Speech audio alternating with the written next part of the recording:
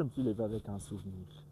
Il y a quelques années dans le passé, je devais me rendre d'urgence euh, quelque part pour rencontrer une personne et c'était en pleine nuit, aux environs de 1 heure. Et je devais emprunter une moto parce que je n'ai pas encore de véhicule. Et pendant que j'ai emprunté la moto, j'étais en train de faire chemin faisant.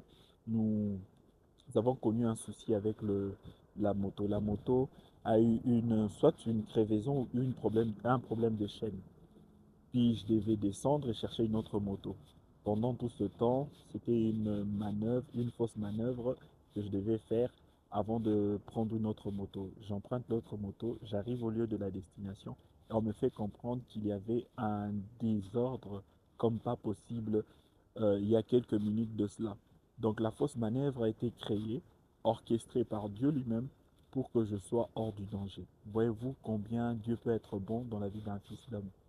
Ça, c'est mon expérience à moi. J'ai hâte de savoir combien les expériences dans lesquelles Dieu s'est révélé bon dans votre vie. Quand nous devons tout le jour une expression de gratitude envers Dieu.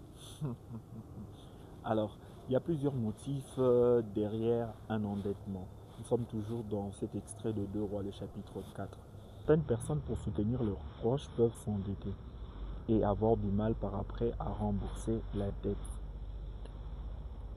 Toutefois, notre prière en votre direction, en la direction de chacun de nous, c'est que le Seigneur nous donne suffisamment de sagesse pour savoir bien gérer nos finances, de telle sorte que l'on sait profiter du temps présent, préparer notre avenir, mais aussi savoir mettre de côté un petit rien pour soutenir nos proches et non pas faire recours forcément aux dettes.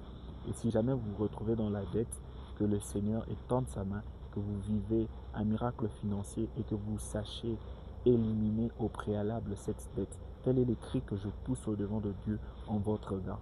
Au nom de Jésus. Amen.